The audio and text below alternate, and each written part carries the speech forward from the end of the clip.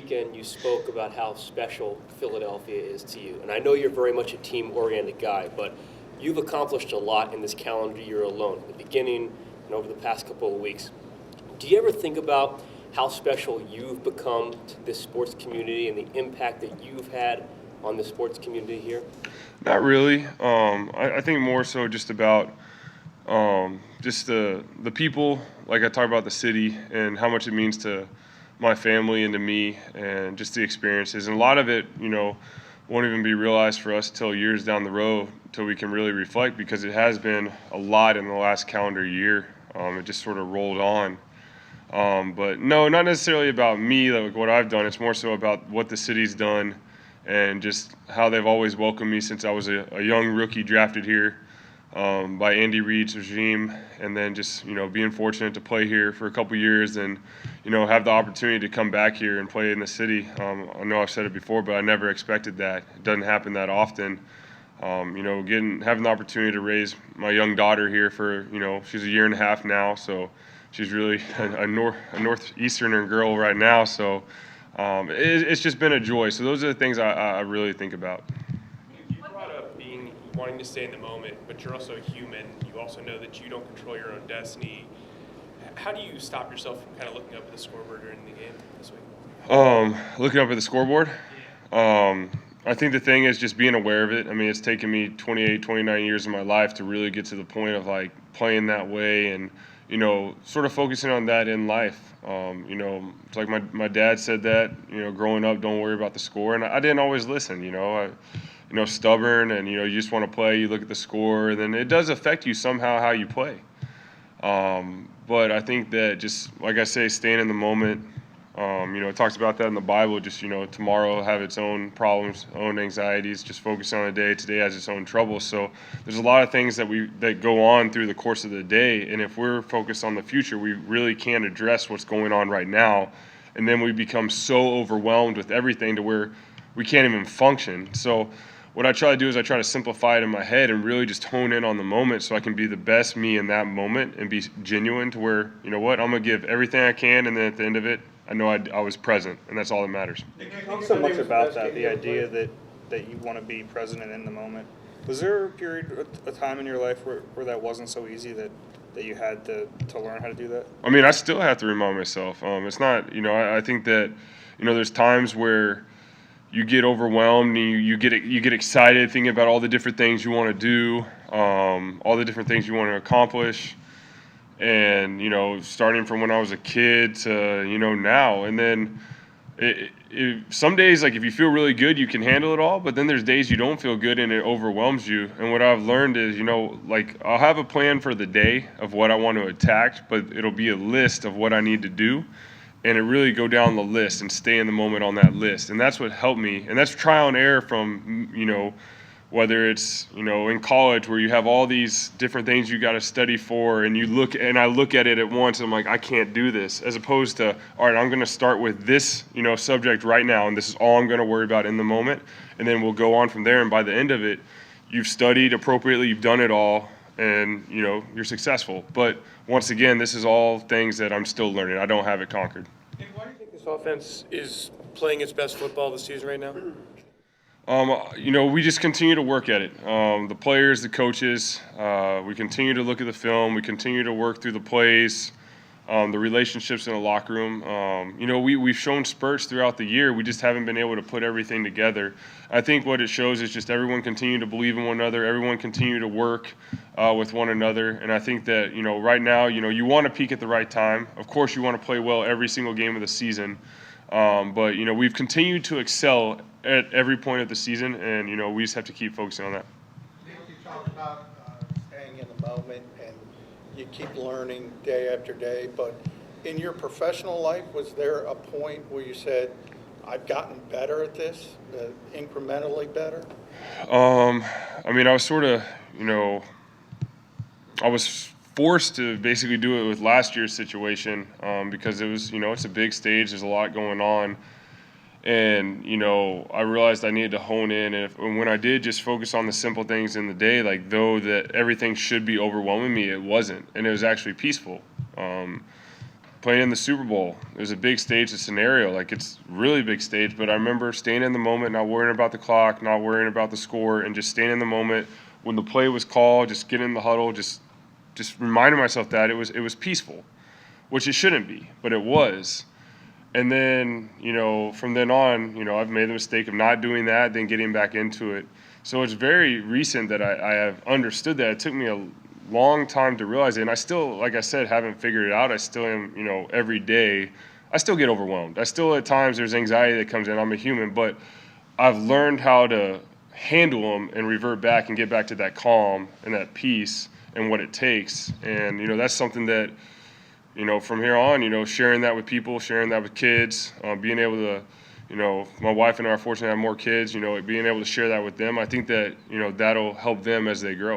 Nick, going into the playoffs last year, you've documented it, and the coaches documented it. Frank Reich and the coaches looked through all of your best plays in your career, the successful plays, and they kind of designed things that were comfortable for you.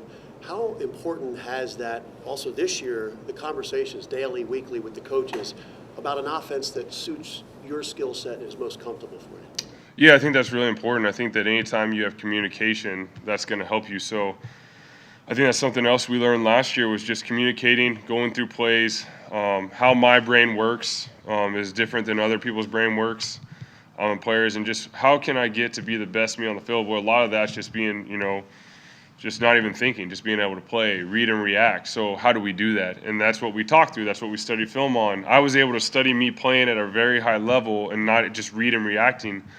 And I know I've talked about before, but it wasn't necessarily like a 5-hitch throw like we draw it up in a playbook or like we try to do it in practice. It was 5, slide in the pocket, step up, throw sidearm, or 3, ball's out off your back foot. And they were good plays, and I was able to see, like, I was playing with feel. I was reading and reacting. I was adapting to what the defense was doing, and I knew the concept inside and out, and I was comfortable with it. So how do we incorporate that? And I think that I learned a lot about me as a player. I think the coaches learned a lot, too, about how to incorporate everything to fit me, to fit our team. And that's something that I'll take for however long I play this game is the communication is key, but I also need to, go into a game, I need to be comfortable with what I'm playing. I don't need to be like, all right, we're doing this formation. It's a new one. This is a newer concept. I've only ran it twice. That stuff becomes a little difficult. Yeah, you're going to have those plays within a game plan for different scenarios, but the gist of your game plan, you need to be able to go out there and play because the defense, they're really good. This is the NFL. So they're going to give you different looks at times that you might not have studied. You might not have seen. They're going to try to throw you a curveball with a blitz, and you have to read and react because you haven't seen it on film yet. So that's where I think that helped me a lot, and it'll continue to help me throughout my career. Nick, you talked about how coming off of the Super Bowl last year, you put some pressure on yourself, and that had something to do with maybe the way that you started. I'm curious about the other effect of that, the more positive effects of having gone through what you've gone through, winning a Super Bowl, being an MVP, whether it applies to your confidence in your game or your teammates' confidence in you. Yeah, I think that it's more so just the life experience, just going through all the feelings of going, just the emotions, the way sometimes it can be overwhelming, but learning how to deal with that. And obviously the confidence of going on the playing field through that stage and like what it took to do that. But then a lot of the guys that I played with are here. Like we were in that huddle. We were going through the games in the playoffs. We were playing with one another, so we know how each other tick. And I always talk about it. A lot of times the best team on Sunday, obviously preparation, execution, all the things you're going to hear about, the general statements. But the thing that's going to win is like the brotherhood, being able to fight through adversity, because I always say it will happen. There will be mistakes made. I might throw a pick. I might fumble. But what are we going to do? Like that's where we need to react and be confident and be positive as opposed to, oh, man, like we're in trouble. And that's what you see with this team, Happened last game. There was a lot of missed assignments. There was a couple turnovers. We didn't play our cleanest ball, but we played well. We played at a high speed because we weren't afraid of making mistakes, and we were playing for one another. Defense was playing for offense. Offense was playing for defense. Special teams holds it all together. I mean, that's how we play. That's how we win. It's not going to be perfect, and I think we showed that last Sunday playing against a really good Texans team. It takes 60 minutes and it takes everyone. But if you have that brotherhood and you know how to fight through adversity, you can win any game. Being in general, 2-minute drive into the game, you need points on the board. Would you characterize that as a fun experience in your career? Or how would you characterize That drive. I think anytime you have a 2-minute drive to win the game, the key too is just calming yourself down in a sense of saying, like, you don't have to win it all in one play. And I think, knowing the situation, that is a time where you probably need to look at the clock and know your timeouts and know how to play it. Can I play the play, or do I need to take a shot? Do I need to figure out a way to get the ball downfield, or do we have some downs to go? It's always a fun challenge because those are really the highest pressure situations there are in this game. So anytime you don't want to be in them every week because you'd want to win some games by a little bit more, but if you're in them, I mean, that's some of the most fun times because that's the hardest time because all the pressure's on you. You're deep in your own end zone or your own red zone, and you have to march all the way down the field to give yourself a chance to win and keep going. So playing this game, that's why a lot of us play it, is those high-pressure situations, and we had one last week, and we were able to come out on top. We talked a little bit a couple weeks ago about Carson being on the sideline and being around. With the injury this time, it allows for that a little more. What specifically has he been able to do during games on the sideline to help you? Yeah, I mean, we come over, we all look at the surface, we all look at the photos, and we're able to talk. I always ask him and Nate, what they see, if there's anything they see from the DBs or from our offense. And I think the big thing, once again, is just communication. Just being there for one another. He understands it. Whatever he says, I take to heart, just like I take whatever Nate says to heart. But a lot of it really is the support system, knowing that you're not there alone. You're able to go through the pictures together, and you have, guys that we're in that room. We go through film together. We go through our daily work habits together, and we're there for one another. So that's the big thing. As a follow-up to your connection with the questions were different back in 2013, 2014. Do you appreciate it differently now? Or was it simply winning the Super Bowl has kind of changed everything? What do you attribute it to? What was the first part of the question? The connection with Philly. That's Okay. changed since your first time around. No, I mean, it was, it was here just from the first time, just living here. The first couple years, really my wife and I were dating. We got married the third year. She was out here, just living life out here, also being an Eagle, being able to, be the starting quarterback for the Eagle, play, just being a part of the city, being a part of such an amazing franchise, such an amazing fan base. And then, when I wasn't a part of the Eagles anymore, I will say this, people would always ask me, where was your favorite place to play? And I always say running out of the tunnel in the Link, there's nothing like it.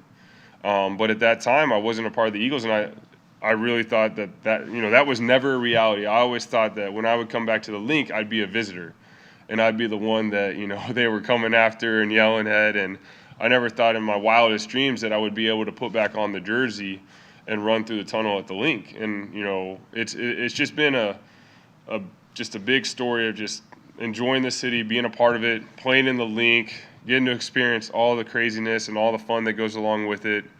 It's been really special for me, my family, my loved ones, having my family come out, go to games, get to go through the city, try all the great food, experience everything that it has to offer, be around the people, go to the zoo. It's fun. Lily loves the zoo now, so we've been able to go a couple of times. So just enjoying every little thing has been really special. Nick, getting back to the read-react I'll do one more. are you guys running a few more RPOs the last couple of weeks? We always have, a good run-pass option. I'm not going to give the opponent any information because I think people are still trying to figure out the RPO world. But we always have a lot of different things in our arsenal because we always want to keep the defense off balance. But, I know that, Washington's preparing. I'm sure they're going to look at what I say, so I don't want to give them anything. So.